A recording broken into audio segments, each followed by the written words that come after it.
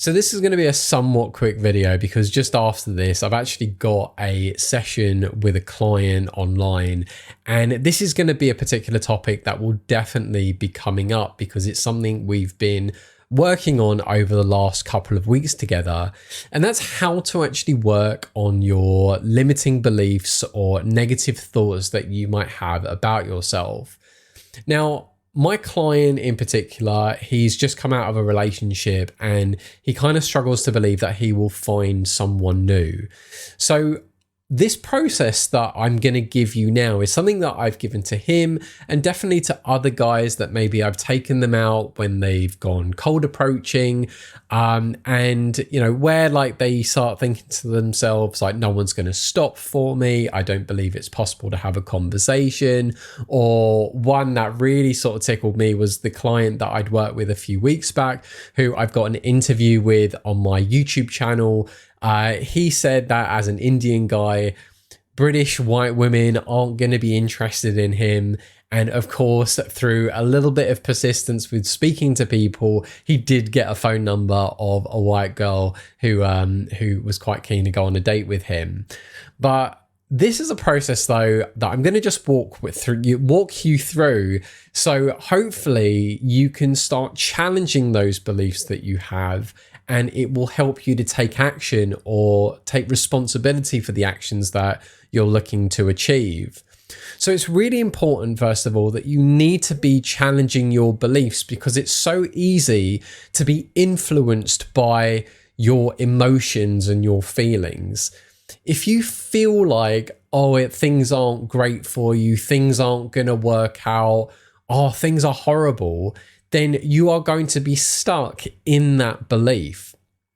You have to instead actually take more of a logical stance on these things and question it and really ask it, like, you know, is this feeling that you've got, is it going to be the same all the time? And obviously the answer is no. Now, to be really clear on these 3 points, I've just written them down, or I'd written them down just before I was making this video. And these are the 3 things that I usually get clients to ask themselves on every single thing that they get themselves stuck on. So the first thing you want to be doing is literally asking yourself, what actually is the problem?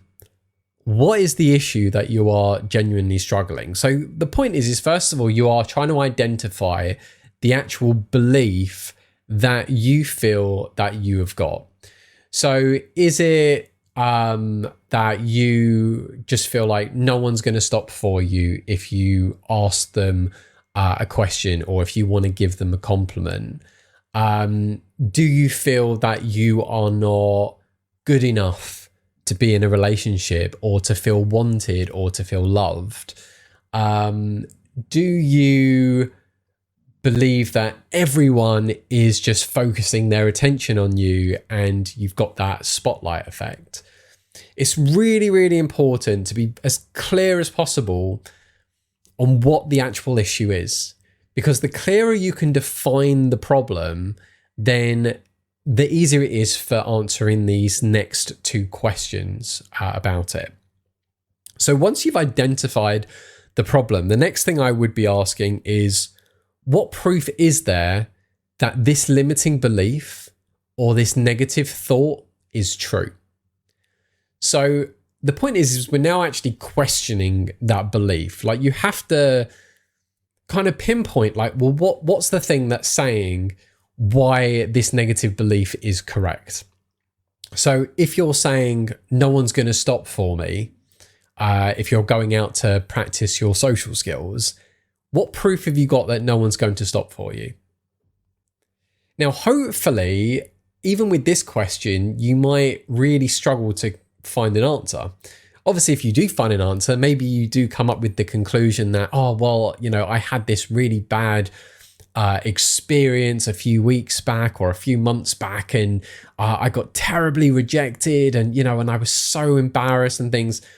Okay, that is a workable solution. Whether it's then you need to find some other positive reference experience or have something like the eye movement therapy used, which then removes those negative memories of sorts that you're holding on to, There are at least different options for that. But by at least challenging that belief, we can already start putting cracks in the actual thing itself. And then the last thing that I want you then to be asking is, what can I do to change this? So it's easy again to just let your emotions be like, oh, woe is me, and be all Shakespearean. But you've got to logically think about, what are the solutions to the problem? What can you do to change this belief that you've got? Now, usually when guys are stuck on the emotion, they don't believe that there is a fix for it. So the guys who are like, oh, I'm going to be single forever, or like, oh, I'm never going to find a girlfriend, they are stuck in the belief because they're not actually thinking about the solution to what they can be doing about it. Now, if you even were to ask this yourself, even rhetorically, look, if you believe that you will never find a girlfriend, well, what can you do to change that? What can you do to rectify it and actually work on getting a girlfriend? Now, you can even think about the what's the things that I could do now sort of question, or you could reverse engineer the question or the result itself. Like, okay, well, if I've got a girlfriend, what can I kind of reverse engineer to get to that stage? And the first thing might genuinely then come down to, I've got to get out the house, or, well, I've got to start a conversation with someone, or I've got to be able to at least speak to someone. So maybe I need to just ask a question, or give a compliment, or ask for directions, or just start a bit of a chat about something, even if it's indirect from something that you've observed in a situation or in an environment. So it's then really important just to be able to, again, first of all, identify what the negative thought or belief is. Then you need to challenge it. You need to ask yourself, like, well, what exactly is the issue here?